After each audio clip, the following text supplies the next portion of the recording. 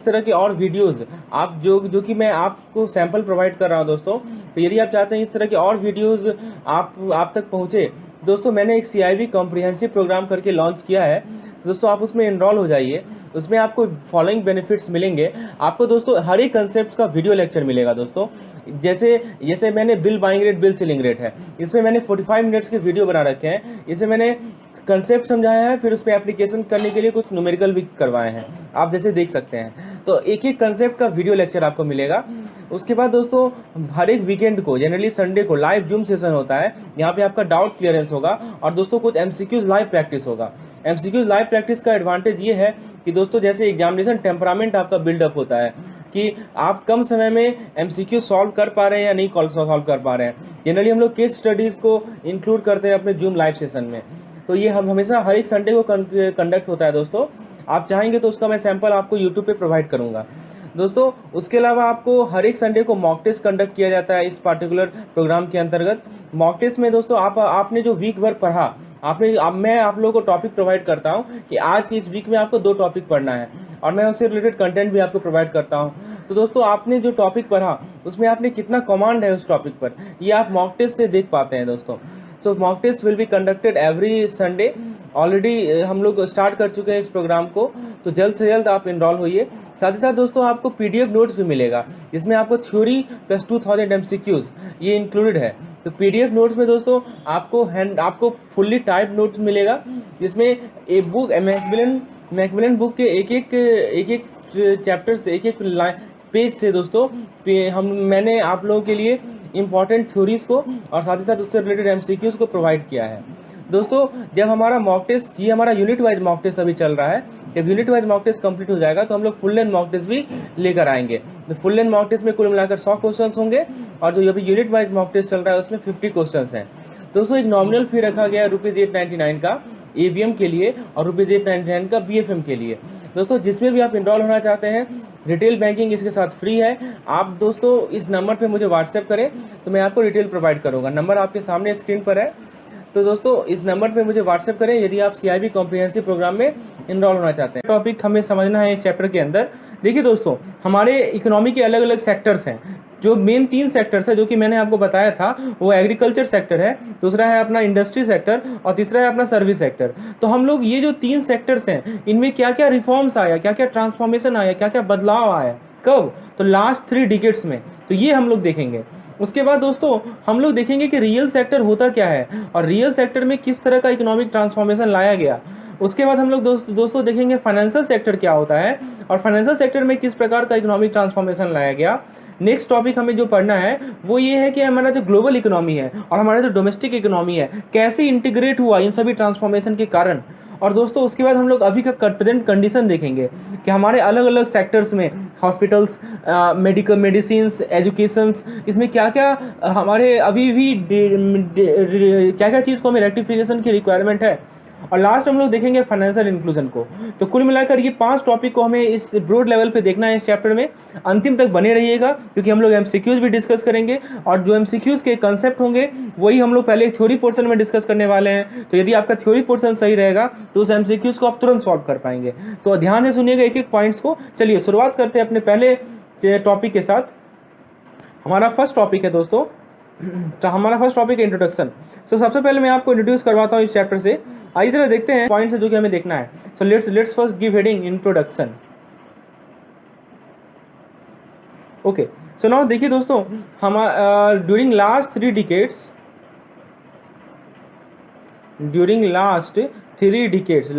Decades में क्या हुए हैं दोस्तों, स्ट्रक्चरल रिफॉर्म हुए हैं, स्ट्रक्चरल रिफॉर्म्स आए हैं। ठीक है, during last 3 decades there are some structural reforms. और जिसने क्या किया है, इट हैज़ ट्रांसफॉर्म्ड, ये जो स्ट्रक्चरल रिफॉर्म है उसने क्या किया है, ट्रांसफॉर्म द इकोनॉमिक लैंडस्केप। इसने क्या किया है कि हमारे इकोनॉमिक लैंडस्केप को ट्रांसफॉर्म कर दिया है। ठीक है दोस्तों, इसके बाद देखिए इसका इफेक्ट ये हुआ है कि जो हमारा अर्थव्यवस्था है, जो हमारा इकोनॉमी है, ठीक है, has moved to higher trajectory of growth, मतलब कि हमारे इकोनॉमी में ग्रोथ हुआ है दोस्तों, ये हायर ट्रेजेक्टरी ऑफ ग्रोथ में मूव कर गया है रिसेंट ईयर में। और दोस्तों इसके बाद आप देखा जाएगा कि हमें इस टॉपिक में देखना क्या है, we will learn about inclusiveness of this growth. आखिर ये ग्रोथ कितना इंक्लूसिव है, किसी किसी सम्मिलित है, खाली ऐसा तो नहीं है कि ये केवल अपर क्लास के लिए ही ग्रोथ है, लोअर या मिडिल क्लास के लिए कोई ग्रोथ नहीं है। तो ये हम लोग डिस्कस करेंगे इस चैप्टर में। So we will see how much inclusive this growth is, inclusiveness of growth. ऐसा तो नहीं कि ये केवल सर्विस सेक्टर को ही इफेक्ट किया, एग्रीकल्चर सेक्टर या हमारा इंडस्ट्री सेक्टर को इफेक्ट नहीं किया। तो हम लोग डिटेल में डिस्कशन करेंगे दोस्तों, ठीक है। और साथ ही साथ हम लोग ये देखेंगे कि जो हमारे अलग अलग सेक्टर्स हैं उसमें जो रिफॉर्म्स लाए गए उसका क्या इफेक्ट पड़ा, ठीक है। ये हमारा इंट्रोडक्शन का पार्ट है। आइए दोस्तों नेक्स्ट टॉपिक को हम लोग पहले टॉपिक से स्टार्ट करते हैं। सबसे पहले देखते हैं कि ट्रांसफॉर्मेशन लाया कैसे गया। सो लेट अस सी फर्स्ट ट्रांसफॉर्मेशन। तो दोस्तों देखिए, सबसे पहले हम लोग बात करते हैं सर्विस सेक्टर का। तो सर्विस सेक्टर को कैसे ये ट्रांसफॉर्मेशन अफेक्ट किया वो देखते हैं दोस्तों। तो देखिए इस तरह अफेक्ट किया कि जो सर्विस सेक्टर में जो शेयर था, so share in national income, service sector का जो नेशनल इनकम में शेयर है, शेयर इन नेशनल इनकम, ठीक है, has increase to half of total output. मतलब कि इसका शेयर जो है टोटल आउटपुट का आधा हिस्सा हो गया, ठीक है, इसके कारण, इस ट्रांसफॉर्मेशन के कारण।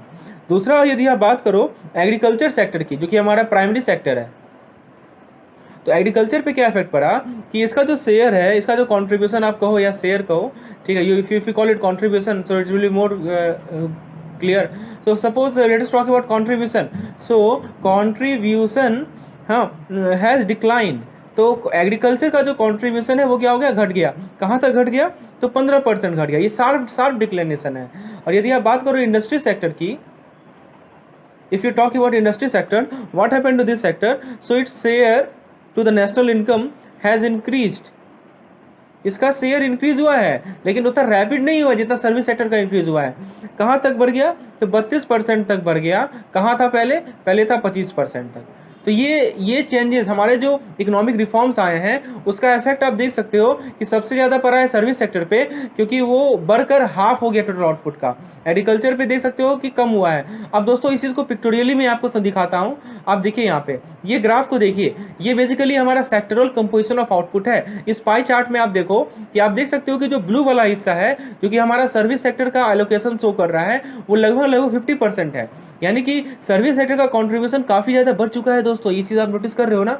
आप देखो एग्रीकल्चर सेक्टर का देखो मात्र 15% है, और आप इंडस्ट्री सेक्टर का देखो 35% है। तो इसे आप ध्यान में रखोगे। आपसे पूछा जा सकता है क्वेश्चन कि बताओ आखिर इन तीनों सेक्टर में से सबसे ज़्यादा आउटपुट किसका है, तो आप बताओगे सर्विस सेक्टर का सबसे ज़्यादा आउटपुट है।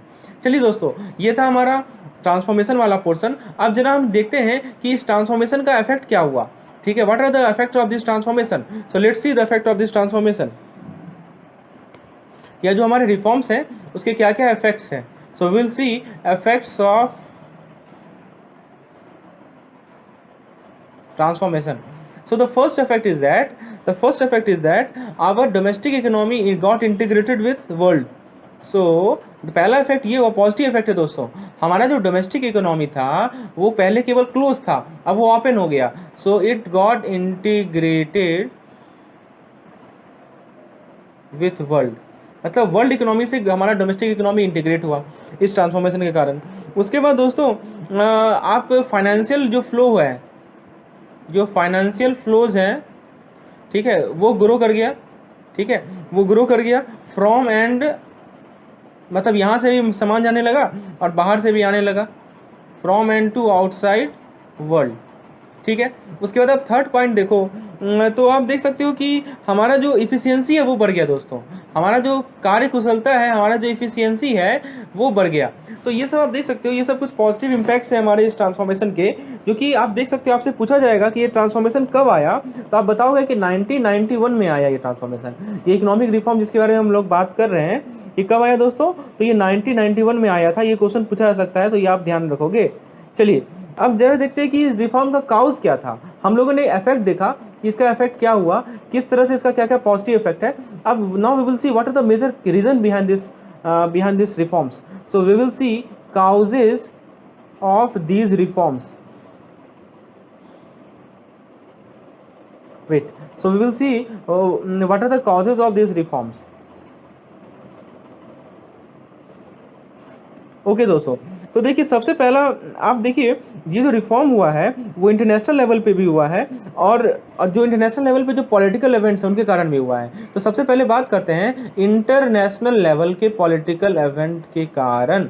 इंटरनेशनल पॉलिटिकल इवेंट, तो आप यदि इंटरनेशनल लेवल पे बात करो तो एक पॉइंट आप देख सकते हो दोस्तों कि आपको पता है कि 1990s के आसपास, ठीक है, सबसे पहले आपको पता है कि यूएसएसआर जो हमारा United state of Soviet Republic जो था उसका कोलैप्स हुआ, ठीक है। सो कोलैप्स ऑफ यूएसएसआर, ठीक है, ये कोलैप्स हुआ। और एक और हुआ दोस्तों, और ये जो था सोशलिस्ट, इसका communist march toward market oriented economic system, march toward market oriented economic system. तो ये सबसे पहला कारण है। ग्लोबल लेवल पे आप यदि बात करो तो यूएसएसआर का कोलैप्स होना और उसका किसके तरफ मार्च होना, मार्केट ओरिएंटेड इकोनॉमिक सिस्टम में, ठीक है दोस्तों। हाँ, अब दोस्तों यदि एक पॉइंट आपको ध्यान रखना है कि इस वक्त दो तरह का इकोनॉमिक इम्बैलेंस था। So there were two type of economic imbalance.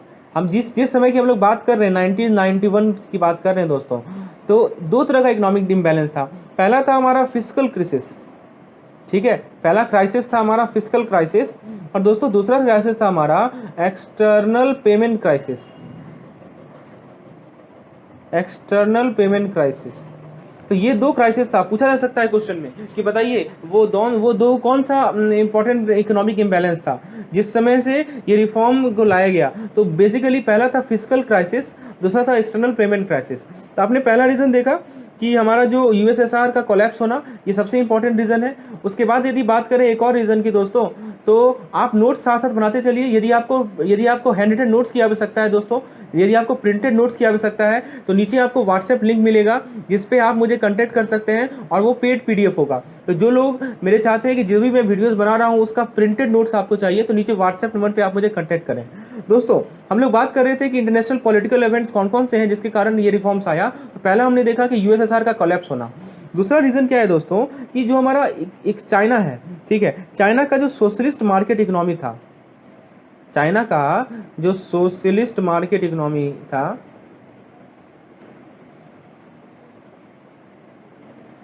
Of China, ठीक है, तो ये क्या हो गया, सक्सीड हो गया, सक्सीड, ओके। तो ये भी एक रीजन है। So socialist market economy of China succeed, okay. So these two are the main reason behind this reforms, okay, at the international level, okay। अब यदि हम लोग डोमेस्टिक लेवल में बात करें, so if we talk about at the domestic level what are the causes of this reform, so let's see।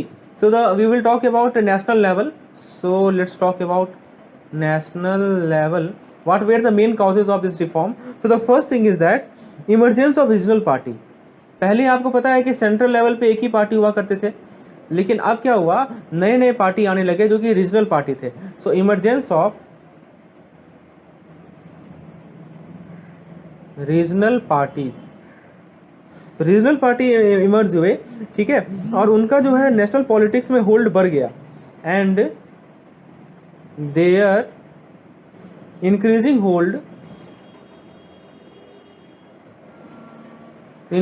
Hold in national politics. तो इसी समय पे कुछ बहुत इंपॉर्टेंट रीजनल पार्टीज थे जो कि उभर कर आए और वो नेशनल पॉलिटिक्स में क्या हुआ, अपना रोल बढ़ाने लगे। तो ये एक बड़ा रीज़न था। उसके बाद आप देखो कि कोलिशन गवर्नमेंट का बिगनिंग, इसी वक्त आपको पता है जो कोलिशन गवर्नमेंट था वो इसी वक्त शुरू हुआ था। So beginning of coalition government, so this is also important reason behind this reforms. अब तीसरा पॉइंट की बात करो कि इस वक्त आपका इकोनॉमी किस प्रकार का है, market oriented economy, capitalist economy है। तो कैपिटलिस्ट इकोनॉमी में ग्रोथ की रिक्वायरमेंट काफ़ी ज़्यादा है, ठीक है। सो मार्केट ओरिएंटेड रिफॉर्म्स आने लगे, ठीक है, ताकि हम लोग जो रैपिड इकोनॉमिक ग्रोथ है उसको हम लोग कैटर कर सके। तो ये सभी कुछ इंपॉर्टेंट रीजंस थे इंटरनेशनल लेवल पे और नेशनल लेवल पे, जिसके कारण ये रिफॉर्म्स आया गया 1990s में। ठीक है दोस्तों, ये चीज़ आपको क्लियर हो गया। अब हम लोग ये देखते हैं कि ये जो रिफॉर्म प्रोसेस है वो हमारे हर एक सब सेक्टर में कैसे कैसे ट्रांसफॉर्मेशन लाया। तो सबसे पहला सब सेक्टर देखते हैं दोस्तों, वो है हमारा real sector. So let's see our next topic. Our next topic is economic transformation in real sector.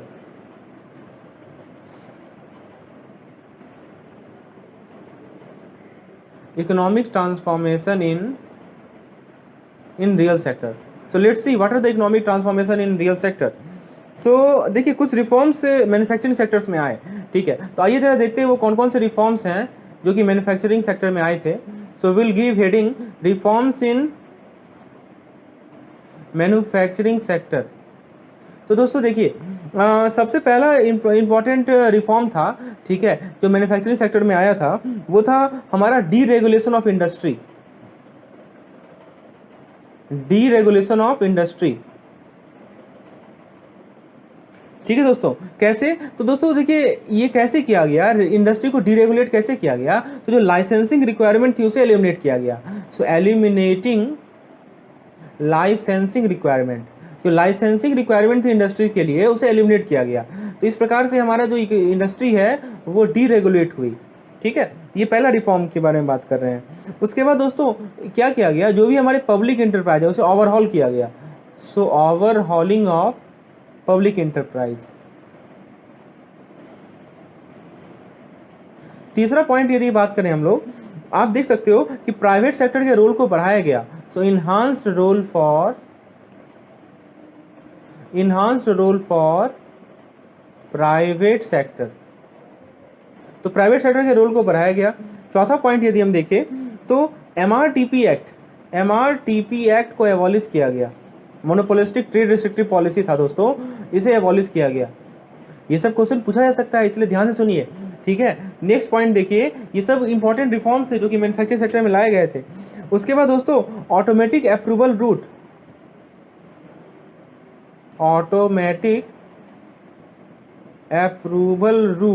For FDI, ठीक है, फॉर फॉरेन इन्वेस्टमेंट। तो फॉरेन इन्वेस्टमेंट के लिए ऑटोमेटिक अप्रूवल रूट को लाया गया, ठीक है। ये चेंजेस लाए गए। उसके बाद दोस्तों टैरिफ रेट में रिड्यूस किया गया। सो टैरिफ रेट रिड्यूस्ड, ठीक है दोस्तों। और उसके बाद हमारा एफडीआई फॉरेन डायरेक्ट इन्वेस्टमेंट को लिबरलाइज किया गया। तो ये सब कुछ इंपॉर्टेंट पॉइंट है जो कि आप ध्यान रखेंगे। ये सभी रिफॉर्म्स लाए गए थे हमारे मैन्युफैक्चरिंग सेक्टर्स में। आइए जरा देखिए जब हम रियल सेक्टर की बात कर रहे हैं ना, आप पहले रियल सेक्टर का मतलब समझिए। रियल सेक्टर का क्या मीनिंग होता है दोस्तों, इसको मैं समझाता हूँ। तो दोस्तों real sector, what is the meaning of this real sector, ये तो पहले क्लियर होना चाहिए। तो बेसिकली ये फोकस करता है किस पे, तो ये फोकस करता है रियल सेक्टर मैन्युफैक्चरिंग सेक्टर पे। सो याद रखिएगा, so this real sector is basically focused on manufacturing sector, ठीक है। अच्छा, अब दोस्तों रियल सेक्टर सबसे ज़्यादा फोकस किस पे करता था, तो मैन्युफैक्चरिंग सेक्टर पे करता था in the early stage of reform process. Okay, अब हम जरा देखते हैं कि सर्विस सेक्टर में किस प्रकार के रिफॉर्म्स आए। So let's see what are the reforms which come under service sector. So हम लोग हेडिंग देते हैं रिफॉर्म्स इन सर्विस सेक्टर्स। तो मैन्युफैक्चरिंग सेक्टर के बाद हम लोग देखते हैं कि सर्विस सेक्टर में क्या क्या रिफॉर्म्स आए। तो देखिए सबसे पहला क्या हुआ, सबसे पहला रिफॉर्म क्या आया दोस्तों, कि हमारा जो आईटी और आईटीईएस है, पहले आईटी क्या इंफॉर्मेशन टेक्नोलॉजी, तो उसमें बूम आया। So boom in IT and ITES. ITES क्या है दोस्तों, information technology and enable services. इसका फुल फॉर्म याद रखिएगा, इंफॉर्मेशन, मैं लिख देता हूँ, इंफॉर्मेशन टेक्नोलॉजी एंड इनेबल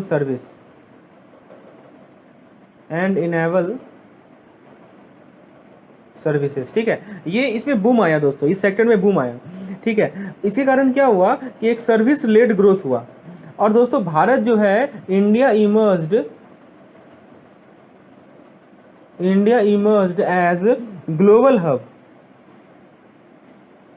किसके लिए global hub, for BPO. BPO होता है बिजनेस प्रोसेस आउटसोर्सिंग, और दोस्तों एक है केपीओ, ठीक है। तो केपीओ और बीपीओ सर्विस के लिए भारत जो है ग्लोबल हब इमर्ज हुआ, ये ध्यान रखिएगा दोस्तों। तो ये भारत का सर्विस लेड ग्रोथ था, जो कि प्योरली किसके दम पे था, सर्विस सेक्टर के बल पे था।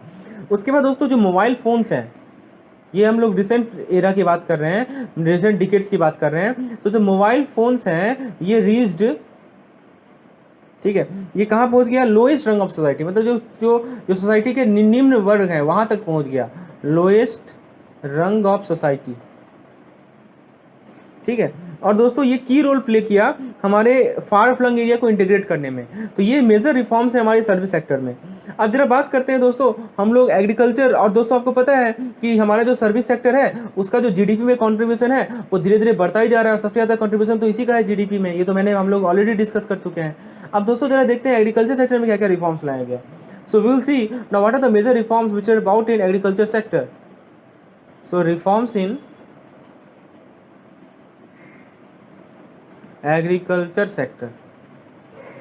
Okay, so let's see the first point. तो देखिए दोस्तों सबसे पहला क्या किया गया, free movement of agriculture commodity, agriculture commodity, मतलब जो एग्रीकल्चर कमोडिटीज है उनको फ्रीली मूव किया जाए, ठीक है, इसके लिए मेजर्स लिए गए। दूसरा पॉइंट क्या देखा गया कि जो हमारा एपीएमसी एक्ट है, एपीएमसी एक्ट, ठीक है, तो इसमें क्या था कि फार्मर को ये परमिट करता था कि वो बाईपास करे mandatory requirement of sale in regulated market, तो इसको लाया गया, ठीक है। और इसको लाया गया किसके अंदर, किसके अंदर इसको इंट्रोड्यूस किया गया,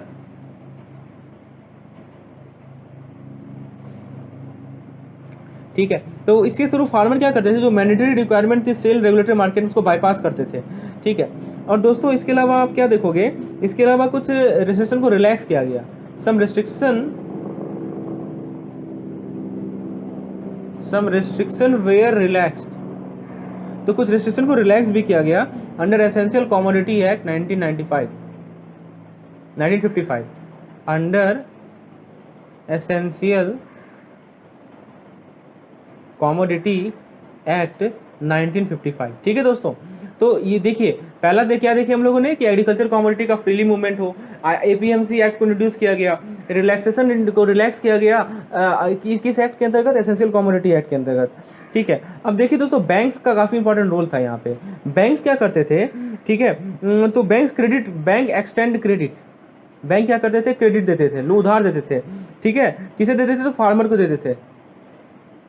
bank extend credit to farmer against warehouse receipt, against warehouse receipt. तो ये सब कुछ मेजर रिफॉर्म्स है जो कि एग्रीकल्चर सेक्टर में लाए गए थे, और ये किसके साथ मिलकर, तो प्रोफेशनली मैनेज गोडाउन ऑनर्स के साथ मिलकर, ठीक है। तो ये सब कुछ इंपॉर्टेंट पॉइंट्स है जो कि ध्यान रखना है। और दोस्तों मिल्क का, पोल्ट्री प्रोडक्ट का, हॉर्टिकल्चर प्रोडक्ट का, इसका डिमांड धीरे धीरे बढ़ता चला गया, इस कारण से एलिड एक्टिविटीज़ भी क्या होते चलते गए, डाइवर्सिफाइड होते चले गए, ठीक है दोस्तों। तो ये थे हमारे इकोनॉमिक ट्रांसफॉर्मेशन रियल सेक्टर में। रियल सेक्टर मतलब कि हम लोगों ने तीनों देखा, manufacturing, services and industry services and this one agriculture sector. Okay, now let us move to the economic transformation in financial sector. हम लोग अपने नेक्स्ट टॉपिक पे आते हैं और देखते हैं कि हमारे फाइनेंशियल सेक्टर में किस प्रकार के इकोनॉमिक ट्रांसफॉर्मेशन लाए गए।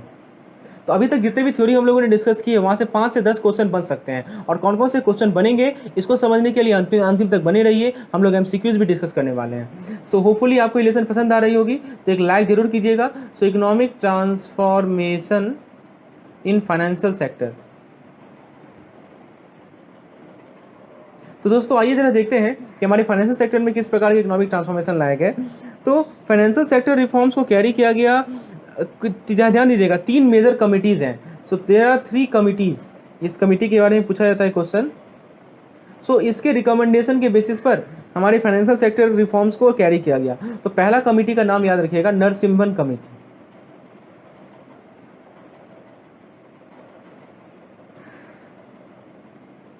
पहला कमिटी का नाम है नरसिम्हन कमिटी, ठीक है दोस्तों। तो ये इनका रिपोर्ट था फाइनेंशियल सेक्टर एफएसआर पे, फाइनेंशियल सेक्टर रिफॉर्म पे। एफएसआर मतलब फाइनेंशियल सेक्टर रिफॉर्म। कब का रिपोर्ट है ये, तो ये रिपोर्ट है 1992 का, ठीक है। उसके बाद दोस्तों नेक्स्ट जो कमिटी है वो है, उसका नाम है दोस्तों, नेक्स्ट जो कमिटी है वो है नरसिम्हन कमिटी। तो ये तो था फाइनेंशियल सेक्टर रिफॉर्म पे। एक और नरसिम्हन कमेटी का रिपोर्ट है, नरसिम्हन कमेटी, ये है बैंकिंग सेक्टर रिफॉर्म पे, BSR, ठीक है, बैंकिंग सेक्टर रिफॉर्म पे। ये कब का रिपोर्ट है? 1998 का रिपोर्ट है। और एक और रिपोर्ट की यदि बात करें तो SH खान कमेटी, ये रिपोर्ट है, ये रिपोर्ट किससे से रिलेटेड है? तो ये रिपोर्ट है वर्किंग ग्रुप पे रिलेटेड, वर्किंग ग्रुप के रिलेटेड, ठीक है। तो ये 3 रिपोर्ट को आप ध्यान रखेंगे, ये 3 कमिटीज को ध्यान रखेंगे, इन्हीं कमिटी के जो रिपोर्ट थे उस बेसिस पे फाइनेंशियल सेक्टर में रिफॉर्म्स लाया गया, ठीक है। और दोस्तों इसका इफेक्ट क्या पड़ा इनके रिफॉर्म्स का? इसका इफेक्ट ये पड़ा कि हमारा जो सर्विस सेक्टर का ग्रोथ है वो बढ़ता चला गया और मैन्युफैक्चरिंग सेक्टर को प्रोग्रेस करने में ये हेल्प मददगार साबित हुआ। तो ये चीज़ आपको ध्यान रखना है, ठीक है, कि ये इस प्रकार से 3 चीज़ का 3 कमिटीज़ हैं। इसके अलावा एक और पॉइंट आप ध्यान रखिएगा दोस्तों कि पहले क्या होता था, ठीक है, ये यहाँ पे देखिए एक इंपॉर्टेंट चेंज के बारे में आपको समझा रहा हूँ, ठीक है। अगर हमारा जो इकोनॉमिक रिफॉर्म्स है उससे पहले क्या होता था कि जो भी फाइनेंशियल रिसोर्स हैं, ठीक है, prior to this reforms,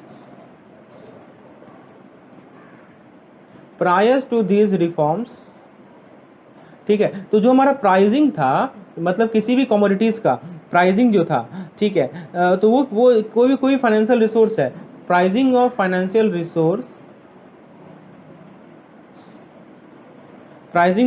resource, ठीक है, तो वो डिटरमाइन होता था किस बेसिस पे? Was decided on the basis of regulators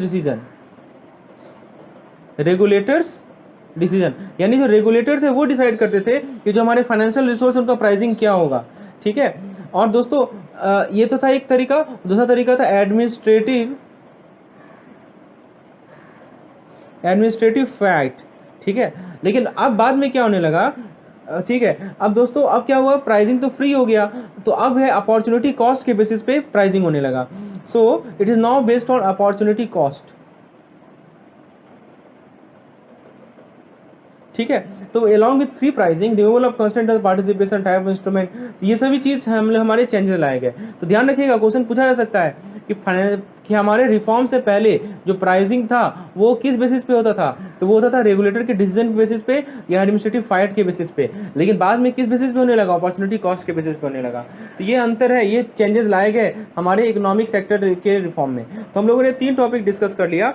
अब जरा देखते हैं मनी मार्केट में किस तरह के रिफॉर्म्स आए थे और उसका क्या इंप्लीकेशन पड़ा। ये टॉपिक काफ़ी इंपॉर्टेंट है दोस्तों, ध्यान से सुनिएगा। तो दोस्तों देखिए, मनी मार्केट में आपको मैं शॉर्ट में समझाता हूँ, ठीक है। तो सबसे पहले हम लोग बात कर रहे हैं लेट 1980s की। We are talking about late 1980s. So we are seeing what are the major transformation. So the first thing is that commercial paper was introduced. Commercial paper को लाया गया, ठीक है। उसके बाद सर्टिफिकेट ऑफ डिपॉजिट, जिसे हम लोग COD कहते हैं, ये भी लाया गया। उसके बाद दोस्तों आप देखोगे कि जो इंटर बैंक लैंडिंग था उसको रिजर्व रिक्वायरमेंट से एग्जेम्प्ट किया गया। So exemption of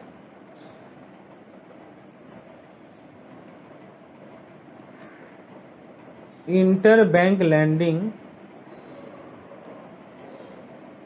inter bank समझ रहे हैं ना, 2 बैंकों के बीच का लैंडिंग, ठीक है, फ्रॉम रिजर्व रिक्वायरमेंट, ये मेजर चेंजेस थे क्योंकि हमारे मनी मार्केट में रिफॉर्म लाए गए। तीसरा आप देखोगे कि स्क्रीन बेस्ड ट्रेडिंग को इंट्रोड्यूस किया गया, ठीक है। और रुपीज डेट, जैसे IRS क्या होता है दोस्तों, इसके बारे में याद रखिए, इंटरेस्ट रेट स्वैप। उसके बाद दोस्तों आप एक नाम सुने होंगे FRA, ठीक है, ये फुल फॉर्म पूछ लिया जाता है, ध्यान रखिएगा। FRA का फुल फॉर्म है फॉरवर्ड रेट एग्रीमेंट। तो इसे इंट्रोड्यूस किया गया, इन दोनों चीज़ों को इंट्रोड्यूस किया गया मनी मार्केट में। IRS इंटरेस्ट रेट स्वैप और FRA, ये क्या है दोस्तों, ये हमारे रुपी डेरिवेटिव है। इसके बारे में हम लोग जब BFM पढ़ेंगे तो डिटेल में डिस्कशन करेंगे IRS के बारे में और FRA के बारे में। ये बेसिकली होता क्या है, ठीक है, एक मनी मार्केट का प्रोडक्ट है। और दोस्तों जो हमारा रेपो मार्केट है उसको स्कोप को इनलार्ज किया गया, ठीक है। तो कुछ जैसे CBLO क्या होता है दोस्तों,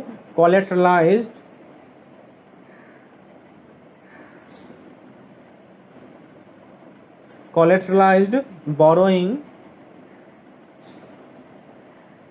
and lending obligation, CBLO, इसे इंट्रोड्यूस किया गया, ठीक है, CBLO वाज इंट्रोड्यूस्ड, राइट।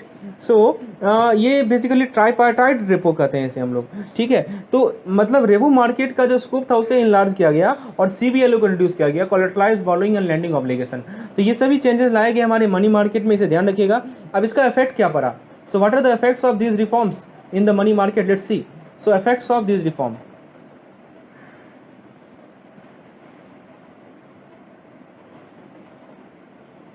तो दोस्तों देखिए मनी मार्केट में जो रिफॉर्म लाए गए उसका इफेक्ट क्या पड़ा कि जो डेली एवरेज वॉल्यूम था कॉल मार्केट में वो घट गया। डेली एवरेज वॉल्यूम्स इन कॉल मार्केट रिड्यूस्ड। तो दोस्तों कॉल मार्केट आपको पता है क्या होता है, ठीक है, कमेंट सेक्शन में बताइए क्या होता है। और जो वॉल्यूम था रेपो मार्केट में,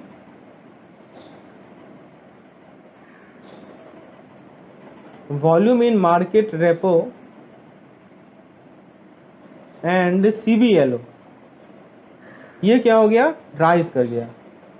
मतलब देखिए कॉल मार्केट में जो डेली एवरेज वॉल्यूम था वो घट गया और रेपो मार्केट और CBLO के मार्केट में वॉल्यूम जो था वो बढ़ गया, ठीक है। उसके बाद जैसे अदर मार्केट की बात करें, CP कमर्शियल पेपर, यदि आप बात कर लो कॉमर्स जैसे सर्टिफिकेट ऑफ डिपॉजिट, तो इस मार्केट में भी हमारा जो वॉल्यूम था वो क्या हुआ, बढ़ा, ठीक है, volume increases in CP and CD market.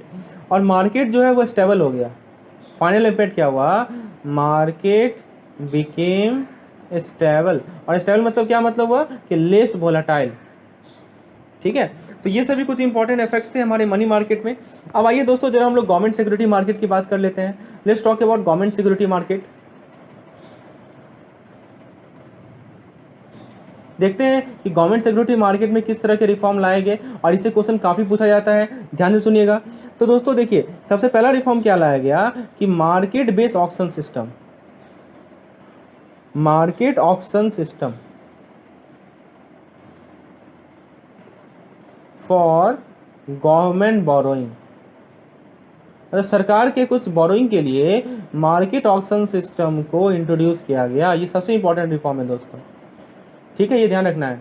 Market auction system was introduce for government borrowing, ठीक है। दूसरा आप बात करो कि WMA, ये क्या होता है WMA, ways and mean advance, ये ध्यान रखिएगा। वेज एंड मीन एडवांस को क्या किया गया, इंट्रोड्यूस किया गया, ठीक है। तो हमारा जो ऑटोमेटिक मोनेटाइजेशन था उसको हटाकर WMA को लाया गया और WMA क्या होता है, वेज एंड मीन एडवांस होता है, ठीक है। तो ये दो मेजर चेंजेस लाए गए थे हमारे गवर्नमेंट सेक्टर में, गवर्नमेंट सिक्योरिटी मार्केट में। अब देखते हैं इसका इफेक्ट क्या हुआ, ये चेंज लाए गए उसका इम्पैक्ट क्या हुआ। Let's see the impact, okay, so let's see the effect of this transformation. So in the next slide we are going to see what are the impacts of this transaction, of this transformation effects. तो दोस्तों देखिए सबसे पहला effect क्या हुआ कि जो हमारी सरकार है, ठीक है, गवर्नमेंट स्टार्ट कंपीटिंग,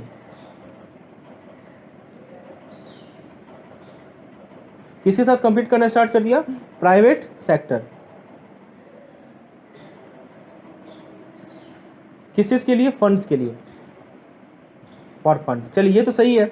उसके बाद देखिए कि जो गवर्नमेंट सिक्योरिटी जो था वो कैप्टिव मार्केट नहीं रहा, ठीक है। और दोस्तों जो हमारा देखिए पहले क्या होता था, पहले जो था कि गवर्नमेंट सिक्योरिटी में बैंकों को इन्वेस्ट करना मस्ट था क्योंकि रिजर्व रिक्वायरमेंट के लिए उन्हें गवर्नमेंट सिक्योरिटी लेना था। लेकिन अब क्या हुआ कि जो ये जो है बैंक का पर्सनल डिसीजन हो गया, कमर्शियल जजमेंट हो गया कि वो चाहे तो गवर्नमेंट सिक्योरिटी ले या ना ले। पहले की तरह रिजर्व रिक्वायरमेंट नहीं रहा, ठीक है। तो आप बात करो कि आप यदि बात करो, अब सेकंड पॉइंट की बात करो, सो GSEC यानी government security is no longer a captive market, ठीक है। तो ये ध्यान रखिएगा, ये काफ़ी इंपॉर्टेंट पॉइंट है। ये जो है अब कैप्टिव मार्केट नहीं रहा, ठीक है। अब जो है बैंक के पर्सनल जजमेंट के बेसिस पर उन्हें कितना गवर्नमेंट सिक्योरिटी लेना चाहिए नहीं लेना चाहिए उस पर निर्भर करता है। पहले की तरह नहीं कि उन्हें रिजर्व रिक्वायरमेंट के लिए गवर्नमेंट सिक्योरिटी लेना मस्ट है, ऐसा नहीं है दोस्तों, ठीक है दोस्तों।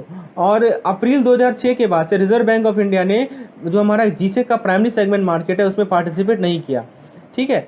चलिए तो ये चीज़ ध्यान रखना है आपको। अब हम लोग बात करते हैं जरा फॉरेन एक्सचेंज मार्केट की और जरा देखते हैं कि हमारी फॉरेन एक्सचेंज मार्केट में क्या क्या रिफॉर्म्स लाए गए। So let's see what are the important reforms that were brought into the foreign exchange market.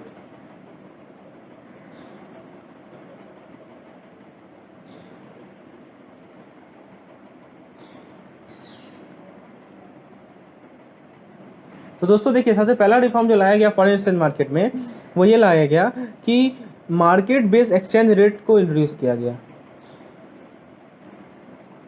Market based exchange rate को इंट्रोड्यूस किया गया, ठीक है। उसके बाद दोस्तों करेंट अकाउंट कन्वर्टेबिलिटी को अडॉप्ट किया गया।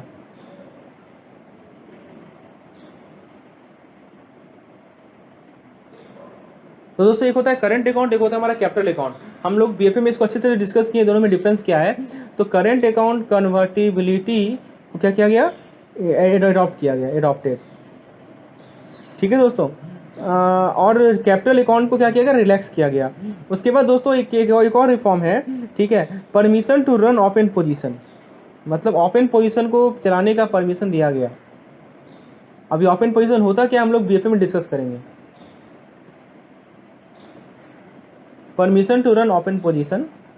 उसके बाद दोस्तों मतलब अब्रोड का इन्वेस्टमेंट को होल्ड करने का और फॉरेन एक्सचेंज को रिटेन करने के लिए अलाउ किया गया। और दोस्तों हेजिंग टूल को इंट्रोड्यूस किया गया। Hedging tool introduced. जब मैं बात कर रहा हूँ हेजिंग टूल की, तो इसका मतलब हुआ derivatives. So there are certain derivative पे एक पूरा चैप्टर ही है बीएफएम में, तो उसे इंट्रोड्यूस किया गया था हमारे फॉरेन एक्सचेंज मार्केट में, ठीक है दोस्तों। तो ये सब कुछ पॉइंट्स हैं जो कि आपको ध्यान रखने हैं। और हमारा क्या है कि अब्रोड इन्वेस्टमेंट को होल्ड करने का परमिशन दिया गया फॉरेन एक्सचेंज मार्केट में। अब बात करते हैं हम लोग अपने नेक्स्ट मार्केट में, जो कि है अपना कैपिटल मार्केट। तो आइए दोस्तों जरा देखते हैं कि कैपिटल मार्केट में किस प्रकार के रिफॉर्म्स आए। सो देखिए, पहला रिफॉर्म्स आया गया कैपिटल मार्केट में कि एक्सचेंज को कॉर्पोरेटाइज किया गया, ठीक है। देखिए ये, हाँ यहाँ ध्यान दीजिएगा, स्क्रीन बेस्ड ट्रेडिंग, यहां से क्वेश्चन पूछा जाएगा। स्क्रीन बेस्ड ट्रेडिंग ने रिप्लेस कर दिया, पहले हुआ करता था ओपन आउटरीच सिस्टम। पहले क्या हुआ करता था दोस्तों, पहले हुआ करता था ओपन आउटक्राई सिस्टम। अब क्या आ गया, अब आ गया हमारा स्क्रीन बेस्ड ट्रेडिंग सिस्टम। ये पहला चेंज लाया गया। दूसरा चेंज आप बात करो कि ऑप्शंस एंड फ्यूचर को लाया गया। ऑप्शंस फीचर्स हम लोग देखेंगे बीएफए में डिटेल में। Options and futures introduced replacing बदला सिस्टम। पहले क्या होता था, पहले होता था बदला सिस्टम, उसकी जगह क्या लाया गया। यहाँ से क्वेश्चन काफी पूछा जाएगा, इसलिए ध्यान से सुनिए। हमारा ऑप्शंस एंड फ्यूचर्स को लाया गया बदला सिस्टम को हटा के। तीसरा पॉइंट आप देखोगे कि रोलिंग सेटलमेंट को लाया गया।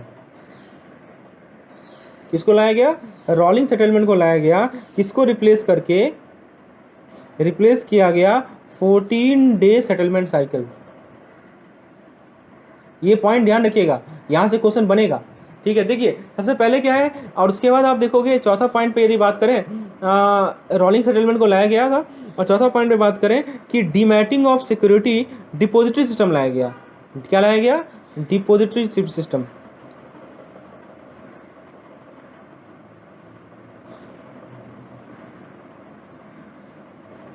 ओके, क्या लाया गया दोस्तों, depository system replacing dematting of security. तो दोस्तों देखिए चार ट्रांसफॉर्मेशन आप देख सकते हो कि स्क्रीन बेस्ड ट्रेडिंग लाया गया, ऑप्शन एंड फीचर लाया गया, रोलिंग सेटलमेंट लाया गया और डिपॉजिटरी सिस्टम लाया गया। तो these are 4 important changes that happened in capital market during 1990s। Okay, so now let's move to the next topic, that is what are the effects that were brought in okay दोस्तों। इसके बाद हम देखते हैं payment system में क्या effect लाया गया। So what are the major impact, what are the major effects in payment system. तो दोस्तों देखिए पेमेंट सिस्टम में क्या हुआ कि एक हमारा एक्ट है, एक्ट का नाम है payment and settlement, payment and settlement act 2007। ठीक है, इसको लाया गया। इसमें इससे क्या होता था, इससे जो हमारी आरबीआई है, सेंट्रल बैंक, आरबीआई क्या करती है, वो रेगुलेट करती है। इस एक्ट के तहत आरबीआई किसे रेगुलेट करती है, तो आरबीआई रेगुलेट करती है पेमेंट एंड सेटलमेंट सिस्टम को। पेमेंट एंड, ध्यान दीजिएगा, पूछ सकता है कौन रेगुलेट करता है, तो आरबीआई रेगुलेट करता है। किसे रेगुलेट करता है, तो पेमेंट एंड सेटलमेंट सिस्टम को रेगुलेट करता है, ये ध्यान रखिएगा। ठीक है, उसके बाद दोस्तों, इसके बाद अलावा क्या क्या रिफॉर्म्स लाया गया हमारे पेमेंट सिस्टम में, जो सर्विस चार्ज था इलेक्ट्रॉनिक पेमेंट प्रोडक्ट का और आउट सेशन चेक को रैशनलाइज किया गया। So service charge rationalise. उसके बाद यदि बात करें हम और कुछ इफेक्ट्स का, तो स्पीड क्लियरिंग को इंट्रोड्यूस किया गया।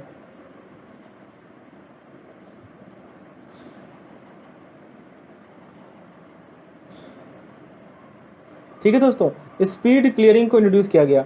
उसके बाद दोस्तों CTS, cheque truncation system. CTS क्या है, चेक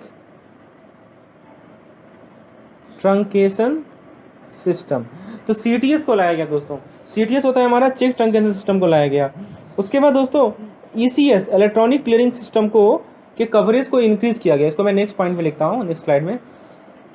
ये कुछ इंपॉर्टेंट चेंजेस हैं। ठीक है, पांचवा पॉइंट है coverage of ECS, electronic clearing system, हाँ, इंक्रीज्ड। कैसे इंक्रीज किया गया इसके कवरेज को, ठीक है, बाय नेफ्ट। नेफ्ट होता है हमारा national electronic fund transfer, and RTGS, real time gross settlement system. तो ईसीएस के कवरेज को बढ़ाया गया हमारे नेफ्ट और आरटीजीएस से। तो ये कुछ चेंजेस लाए गए हमारे पेमेंट सिस्टम में। अब दोस्तों हम लोग नेक्स्ट टॉपिक पे आते हैं। हम लोगों ने देख लिया कि अलग अलग सेक्टर्स में क्या क्या चेंजेस लाए गए। अब हम लोग देखते हैं दोस्तों कि कैसे हमारा ये ग्लोबल इकोनॉमी के साथ इंटीग्रेट हुआ। ठीक है, integration with global economy. So how does it integrate with our global economy, let's see. तो दोस्तों देखिए, जहाँ तक बात करें ग्लोबल इकोनॉमी में किस प्रकार से इंटीग्रेशन हुआ, तो हम सबसे इम्पॉर्टेंट पॉइंट है कि हमारा इंटरनेशनल ट्रेड में और कैपिटल फ्लो में पार्टिसिपेशन।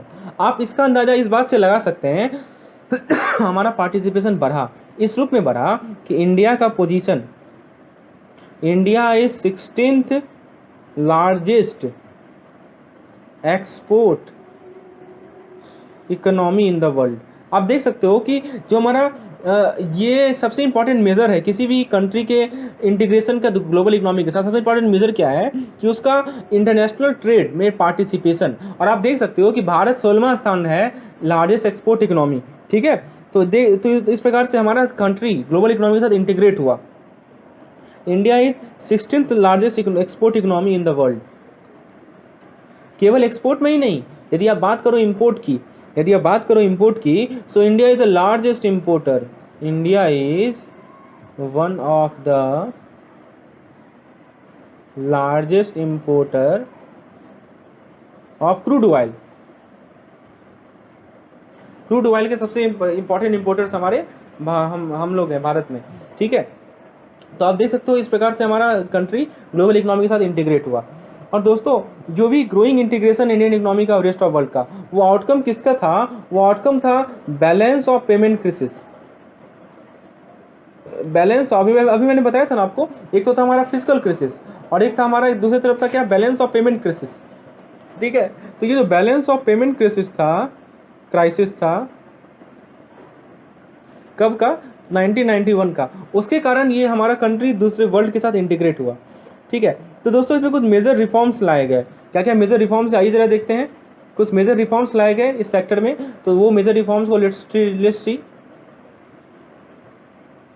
तो देखिए दोस्तों, सबसे पहला रिफॉर्म क्या लाया गया कि जितने भी इनपुट्स हैं सबको डी लाइसेंसिंग किया गया। So first point is D licensing.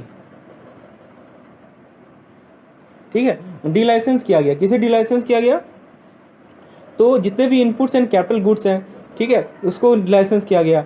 उसके बाद दोस्तों टैरिफ रेट को रिड्यूस किया गया। हम लोग ऑलरेडी देख चुके हैं टैरिफ रेट क्या किया गया, घटाया गया। ये we have already seen this, right.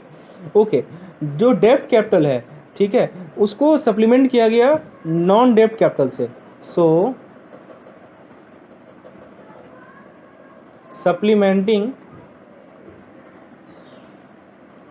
डेब्ट कैपिटल विथ नॉन डेब्ट कैपिटल। तो वी हैव सप्लीमेंटेड द डेब्ट कैपिटल विद नॉन डेब्ट कैपिटल, ठीक है। उसके बाद दोस्तों तीसरा पॉइंट देखोगे तो आप ऑटोमेटिक अप्रूवल रूट देखोगे, automatic approval route, right. So automatic approval route को इंट्रोड्यूस किया गया, ओके। उसके बाद दोस्तों आप देखोगे पोर्टफोलियो इन्वेस्टमेंट किया गया प्राइमरी और सेकेंडरी मार्केट में।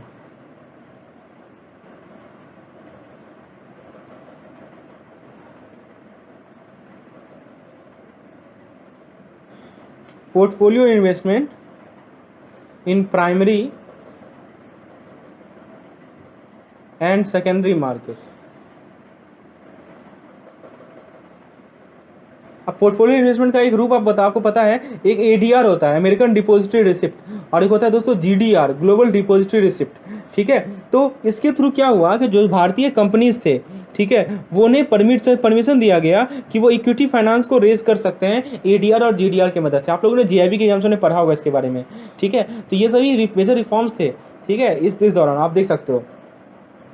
और एफडीआई तो हमारे देश का बड़ा ही, ठीक है। और आरबीआई ने क्या किया, इक्विटी इन्वेस्टमेंट अप टू 51%, 51% तक इक्विटी इन्वेस्टमेंट को परमिशन दे दिया। अब दोस्तों आज के इशू के बारे में बात करते हैं। आज का इशू क्या है हमारे कंट्री का, आइए जरा देखते हैं दोस्तों। So let's see what are the present issues, major issues. तो दोस्तों देखिए, सबसे पहले आपको पता होना चाहिए, एक होता है हमारा गिनी कोएफिशिएंट। ये क्या होता है दोस्तों, ये बेसिकली एक मेजर है, एक इनकम का और एक्सपेंडिचर की इनइक्वालिटी का। So what is this, this is a measure of income और एक्सपेंडिचर इनइक्वालिटी। तो हमारा जो इनकम और एक्सपेंडिचर का इनइक्वालिटी है उसका एक मेजर है गिनी कोएफिशिएंट। तो भारत का जो ये गिनी कोएफिशिएंट है ना, वो डिटोरेट कर रहा है, वो डिक्रीज कर रहा है, ठीक है। कंपेयर करें आप 1993 से, तो दिस फिगर हैज डिटोरेटेड। तो अभी आप देख सकते हो कि हमारा जो इनकम और एक्सपेंडिचर का इनइक्वालिटी है वो काफ़ी ज़्यादा बढ़ गया है, ठीक है। तो ये एक संकेत है, ये एक इंडिकेशन है कि हम लोग, अब हमारे सामने सबसे इंपॉर्टेंट इशू है पॉवर्टी का। So this led to what, this led to poverty, right. Inequality जितना ज़्यादा बढ़ेगा उतना ज़्यादा पॉवर्टी होगा ना। तो गिनी कोएफिशिएंट आपको बताता है कि पॉवर्टी का लेवल क्या है हमारे कंट्री में, जो कि काफ़ी ज़्यादा डिट्रीमेंटल लेवल पर है। आप दूसरा बात करो एसडीआई की, ह्यूमन डेवलपमेंट इंडेक्स। तो एसडीआई में यदि बात करो तो आप देखोगे कि ये बेसिकली हमारी सोशियो इकोनॉमिक कंडीशन को दिखाता है। तो भारत का पोजीशन 131वां है आउट ऑफ 188 कंट्री। ये 2015 का डाटा है दोस्तों। तो 2015 में भारत का पोजीशन देखो कितना पीछे है, 131 में है हम लोग, 188 में। ये क्या दर्शाता है दोस्तों, सोशियो इकोनॉमिक कंडीशन को, ठीक है। तो देख सकते हो कि इसमें भी हम लोग पिछड़े हुए हैं, हाँ, as far as social economic condition is concern. Although improvement हुआ है, नो डाउट इम्प्रूवमेंट हुआ है दोस्तों, लेकिन still we are lagging behind, right. Okay, now the third point, यदि आप बात करो, थर्ड पॉइंट पे आप बात कर सकते हो हेल्थ सेक्टर की। तो दोस्तों यदि हेल्थ सेक्टर की बात करें तो आपको पता है कि जो हमारा रिसोर्स को डिवोट किया जाता है हेल्थ सर्विस में, वो काफ़ी ज़्यादा लोअर है in comparison to other countries. आपका जो बजट होता है, बजट में जो हेल्थ के लिए जो कंट्रीब्यूशन है वो काफ़ी लोअर है, ठीक है। आप देख सकते हो कोविड के टाइम में इसे बढ़ाया गया, लेकिन पहले का जो हमारा हेल्थ सेक्टर में जो पैसा कंट्रीब्यूट एलोकेशन है वो काफ़ी कम है, ठीक है दोस्तों। तो ये सब कुछ इंपॉर्टेंट इशूज़ हैं करंटली जो कि हम लोग फेस कर रहे हैं। अब वे फॉरवर्ड क्या, आइए जरा देख लें, what are the way forward, how we can rectify this. तो देखिए दोस्तों, वे फॉरवर्ड के लिए सबसे पहले क्या करना पड़ेगा कि आप एग्रीकल्चर की बात करो दोस्तों। यदि आपको इसके बारे में डिटेल पीडीएफ चाहिए, वो मेरे प्रिंटेड पीडीएफ, तो नीचे व्हाट्सएप लिंक मिलेगा, उस पर आप मुझे कंसल्ट कर सकते हैं। तो दोस्तों देखिए, एग्रीकल्चर का जो शेयर है, ठीक है, वो लगभग 15% तक घट गया है, वो हम लोग देख चुके हैं, ठीक है। लेकिन वो जो है अब, लेकिन दिक्कत की बात क्या है कि भारत के 60% पॉपुलेशन आबादी जो है वो इसी में तो इंगेज है, एग्रीकल्चर में ही तो इंगेज है, ठीक है। तो हमें क्या करना है कि अर्जेंट नीड है इन्वेस्टमेंट बढ़ाने का। सो इन्वेस्टमेंट इज रिक्वायर्ड किस सेक्टर में, एग्रीकल्चर सेक्टर में। दूसरा पॉइंट पे बात करो कि जो हमारा डिस्पैरिटी है ऑर्गेनाइज और इनऑर्गेनाइज सेक्टर में, उसे क्या करना पड़ेगा, ब्रिज करना पड़ेगा। सो जो क्या करना है दोस्तों, आपको disparity is to be bridge, right, disparity is to be bridge. उसके बाद दोस्तों वर्कर को प्रोटेक्ट करना है अनऑर्गेनाइज सेक्टर में, इंश्योरेंस देकर, पेंशन स्कीम देकर, मेडिकल फैसिलिटी देकर। इस प्रकार से आप वर्कर को क्या करोगे दोस्तों, प्रोटेक्ट करोगे। ठीक है, क्या क्या पॉइंट बताया मैंने आपको, इंश्योरेंस, एक तो उन्हें इंश्योरेंस मिलना चाहिए, ठीक है, उसके बाद दोस्तों उन्हें पेंशन स्कीम मिलना चाहिए, और दोस्तों उसके बाद उन्हें मेडिकल फैसिलिटी मिलनी चाहिए। तो ये 3 चीज़ उन्हें मिलनी चाहिए, तब जाके वर्कर क्या होंगे, वो they will feel protected, right. और दोस्तों हमारा इन्वेस्टमेंट ह्यूमन कैपिटल फॉर्मेशन में ज़्यादा होना चाहिए। और फाइनली फाइनेंशियल इंक्लूजन तो है ही, FI जो फाइनेंशियल इंक्लूजन है, ठीक है। तो ये भी जो फाइनेंशियल इंक्लूजन है वो भी कुछ फैक्टर से कंस्ट्रेंड है। कैसे, जैसे हाई ऑपरेटिंग रिमोट एरियाज, ठीक है, small ticket size, lack of collaterals. तो ये सभी क्या किए हैं, हमारे फाइनेंशियल इंक्लूजन के स्टेप को रेस्ट्रिक्ट कर दिए हैं दोस्तों। तो फ्रेंड्स अब हम लोग कुछ MCQs को डिस्कस करते हैं इस चैप्टर पे। हम लोगों ने थ्योरी पोर्शन को देख लिया, let's see some MCQs। Let's start with the first MCQ of the session. Theory portion जो भी था वो हम लोगों ने ऑलरेडी देख लिया है। अब हम लोग MCQs वाले पोर्शन पे आते हैं। तो दोस्तों देखिए आपके सामने पहला क्वेश्चन है, the first question in front of you.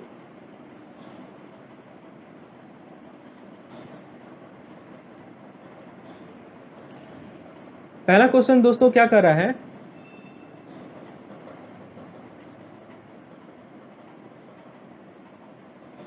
Which of the following falls under the reform in money market. तो मनी मार्केट में इनमें से कौन सा रिफॉर्म लाया गया था। पहला, making inter bank call money market as pure non bank market, permitting government to borrow from RBI under ways and mean advance, introduction of collateralised CBLO, none of this. अब बताइए दोस्तों, CBLO ways and mean advance किसके अंदर आता है, money market में था क्या, आप बताओ। ठीक है, तो दोस्तों यहाँ पे आप देखोगे कि जो हमारा WMA था और जो हमारा CBLO था, ठीक है, तो CBLO और ये जो था हमारा, तो दोस्तों इस क्वेश्चन का करेक्ट आंसर है ऑप्शन नंबर C। ठीक है, CBLO का इंट्रोडक्शन, ये this was a part of our money market reform, CBLO का इंट्रोडक्शन। लेकिन यदि आप बात करो वेज एंड मीन एडवांस का, तो ये तो हमारा पार्ट है किसका, ये तो हमारा गवर्नमेंट सेक्टर, गवर्नमेंट सिक्योरिटीज़, जो हमारे गवर्नमेंट सिक्योरिटीज़ मार्केट है उसके रिफॉर्म्स की बात हो रही है। और यदि आप बात करो inter bank call money market as pure, ये तो गलत है दोस्तों। ठीक है, तो option C is the correct one of this question. Let's move to the next question. After the introduction of financial sector reform in capital market, depository system was replaced with, तो वो था डिमैटिंग ऑफ सिक्योरिटी। पहले हुआ करता था depository system और अब वो हो गया वो dematting of security. Option D is the correct one. Next question है, the reform in the financial foreign exchange market in the post reform era include. अब देखिए फॉरेन एक्सचेंज मार्केट में क्या क्या रिफॉर्म लाया गया। Permission to run open position, बिल्कुल सही। Introduction of market based exchange. अब देखिए चूंकि आप चीज़ों को समझ चुके हैं, पढ़ चुके हैं, आप इस सब क्वेश्चन को तुरंत जवाब देंगे।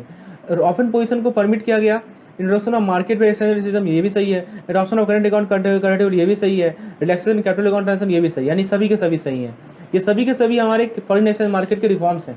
So option D is the correct one.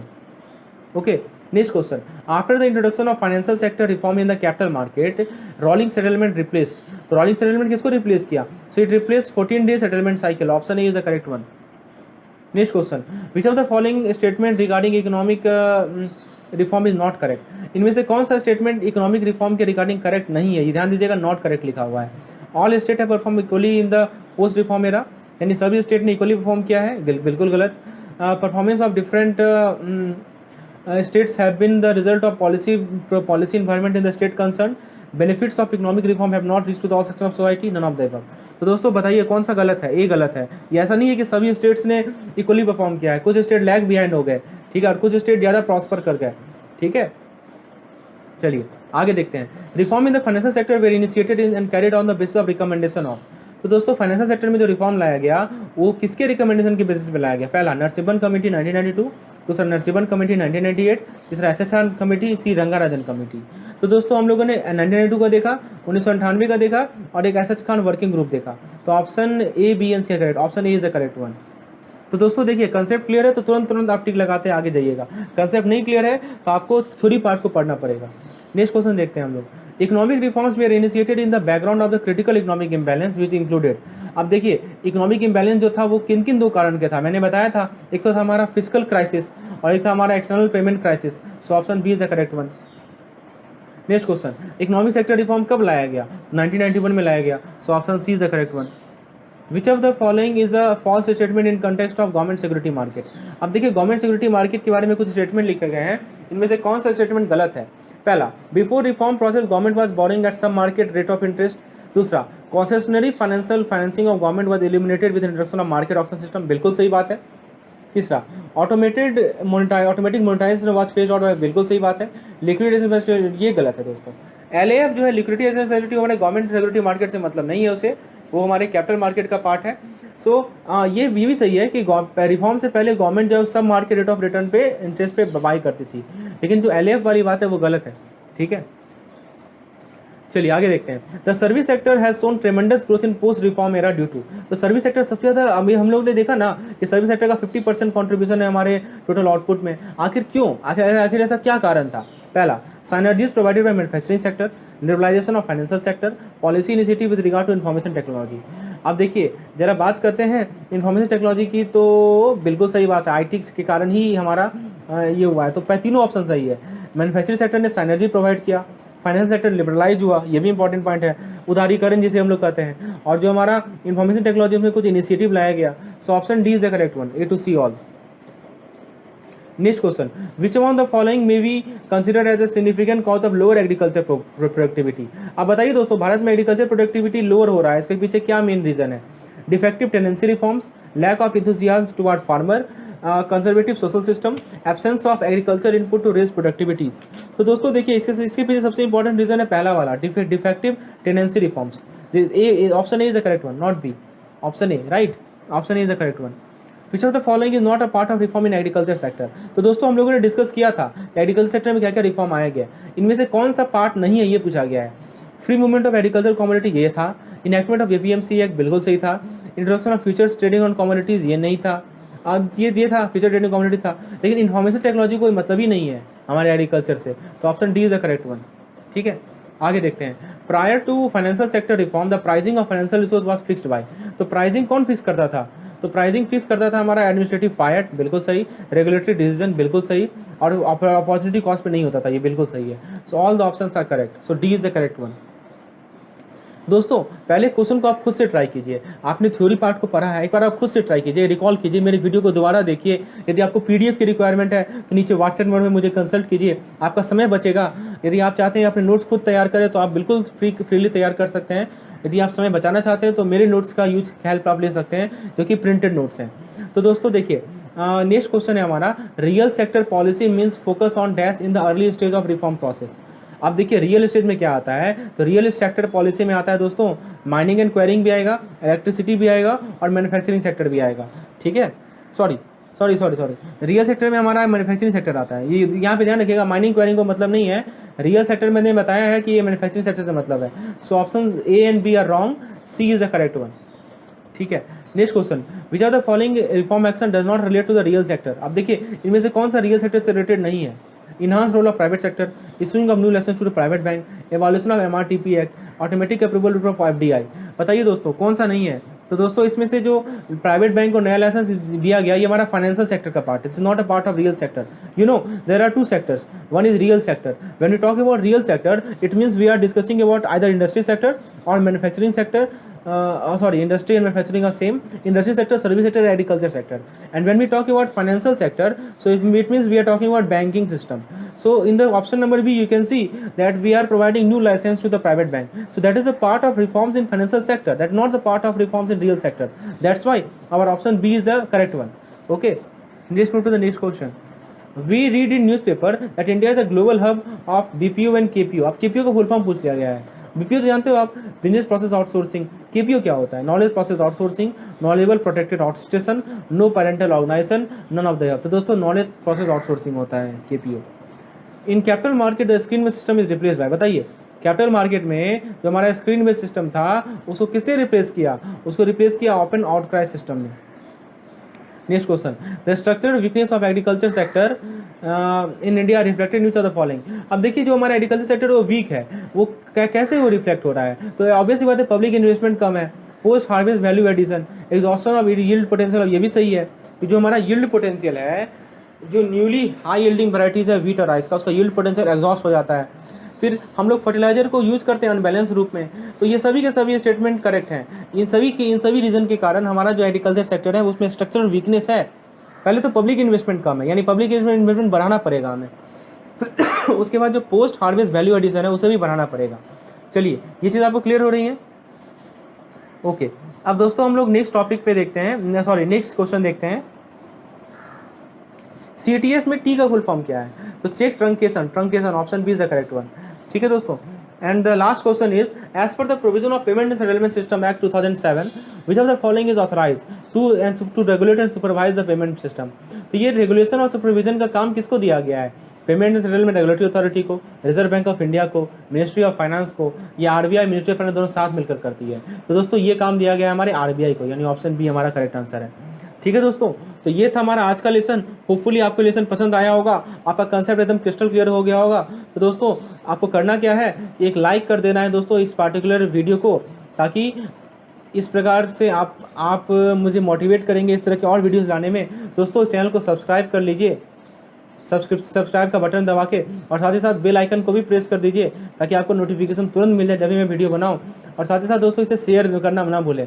और भी दोस्तों CIB एस्पिरेंट को जोड़े हमारे चैनल के साथ, this will motivate me to make more such videos. और दोस्तों मेरे टेलीग्राम चैनल के साथ जुड़ जाए, टेलीग्राम का लिंक आपको मैं डिस्क्रिप्शन में दे रहा हूँ। और साथ ही साथ यदि आपको उस लिंक से काम नहीं बने तो आप CIB मेड सिंपल करके सर्च कीजिए टेलीग्राम चैनल पे, तो आपको टेलीग्राम का लिंक मिल जाएगा। और जिन लोगों को PDF की रिक्वायरमेंट है, जो कि हमारा प्रिंटेड PDF है, उसके नीचे व्हाट्सएप नंबर है, उससे आप मुझे कंसल्ट कर सकते हैं। तो फ्रेंड्स ये था हमारा आज का लेसन। होपफुली हम लोग इतना ही रहने देते हैं, अगले लेसन में फिर मिलेंगे। धन्यवाद।